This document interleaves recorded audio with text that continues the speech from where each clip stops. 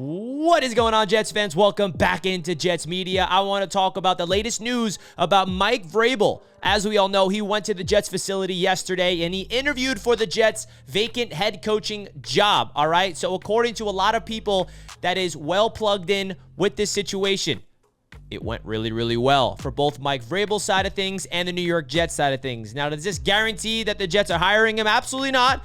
But this is some positive momentum that I wanted to talk about. I've been very, very open about Mike Vrabel being my number one option for the New York Jets since they fired Robert Saleh, and this is a very good sign. According to all the reports from The Athletic, SNY's Connor Hughes, they're all saying the same thing, that Mike Vrabel walked away from that interview feeling really good about the situation, and the New York Jets felt really good as well. Now, Mike Vrabel is on his way to interview with the Chicago Bears and the New Orleans Saints this week, and maybe there's other opportunities for him that's going to open up on Monday. You know, the Monday after Week 18, there's a lot of coaches that can get fired, which is probably going to open up a lot of things. Watch out for the Raiders' job to be open potentially. Don't even sleep on the Patriots with Mayo. That's a big question mark. The Giants with Brian Daboll. I'm sure I'm forgetting a few, but there's probably going to be a lot of vacancies that's going to happen on Monday that Mike Vrabel could be an option for as well, because he's the best option in this class, let's be honest, for the head coach position. Now, the reason why this is a good sign, in my opinion, is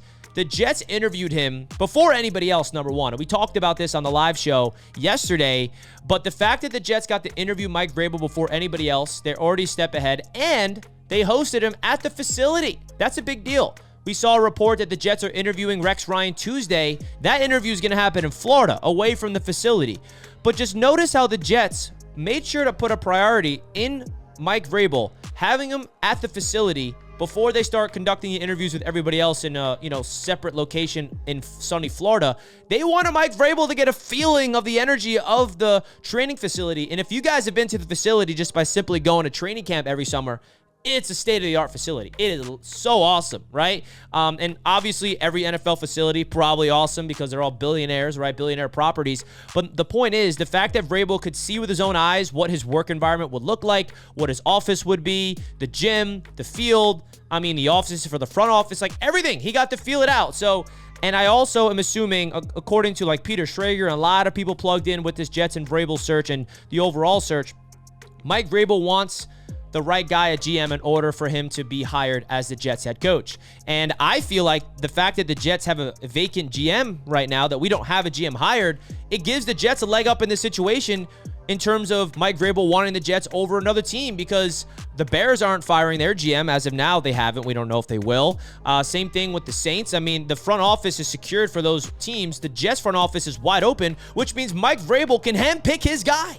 What more control would you want? If I'm the Jets, I'm like, hey, Mike, you come to us. You can help us find the GM. If I'm the Jets, I hire Mike Vrabel first, because who do you guys trust hiring a GM? Woody Johnson or Mike Vrabel? I trust Mike Vrabel's football mind over anybody that is interviewing these GM candidates, right? We have Mike Tannenbaum helping out in the search, of course, with Woody Johnson and Jaime, the president, and Christopher Johnson. I want Mike Vrabel here to be the guy that's in on these. And is that backwards? You can say it's backwards, but you can do that with a guy like Mike Vrabel, in my opinion, who has a lot of success as a head coach, a lot of success as a former NFL player, played with Bill Belichick as the linebacker, won a few Super Bowls, right? And he actually got the better of Bill Belichick when they coached against him. Now, we don't have to worry about Bill Belichick. He's in college now. Mike Vrabel, in my opinion, is the modern day, young version of where the Bill Belichick era was going to go if Bill Belichick was able to evolve. He wasn't able to evolve, which is why he left New England, obviously, and now he's in college. But I think Mike Vrabel brings that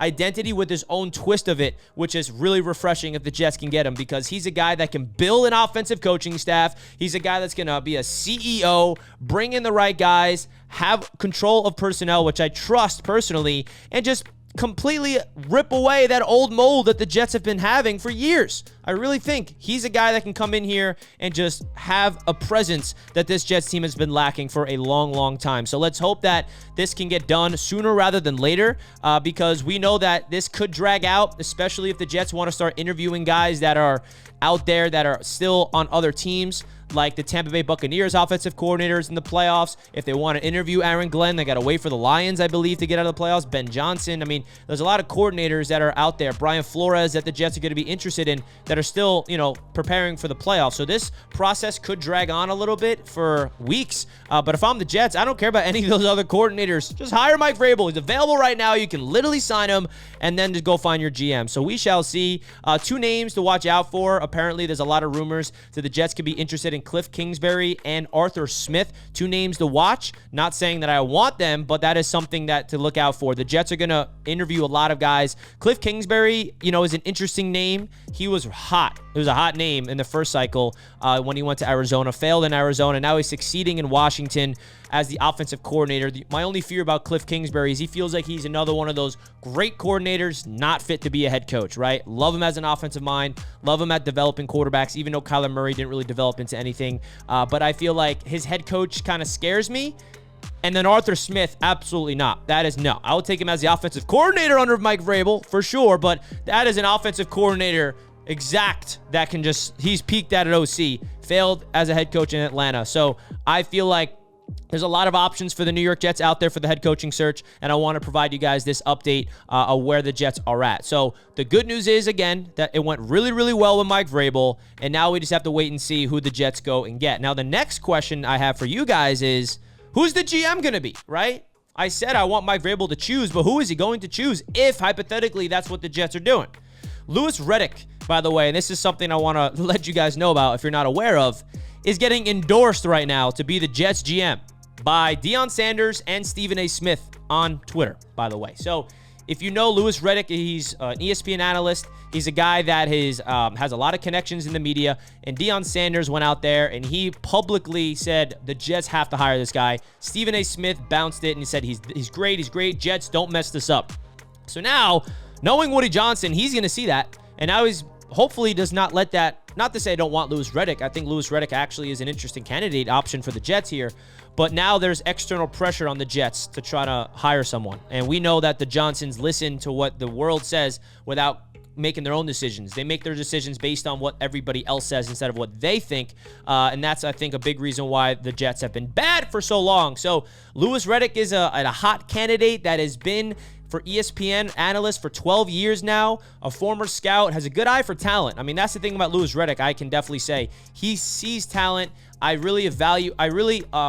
think of Louis Riddick, whenever I turn on ESPN, I want to hear his opinion about college prospects. I want to hear his opinion on the scouting perspective, so he can bring that to the Jets, but he's inexperienced. That's the thing that worries me. I'd rather bring in a GM that has experience, just like Mike Vrabel has experience. I think Thomas Dimitrov and Mike Vrabel pairing would be pretty cool. I think like the over 10 plus years being a GM in the National Football League, Thomas Dimitrov, and he also I think has overlap with Mike Vrabel. I believe they were together at one point when Dimitrov, I think, was with New England when Mike Vrabel was a player. So there are some connections there. So let's keep an eye on. John Robinson is another guy the Jets interviewed. Jim Nagy as the GM search, and we'll see. There's a lot of other guys that the Jets will be looking into as well. So that's going to wrap up this video, folks. Hit the like button if you enjoyed. And, oh, yeah, there's a game tomorrow against the Dolphins, the season finale. No one really cares. Let's go win that game. Jets, Jets, Jets, Jets. Much love to you all. Peace out, guys.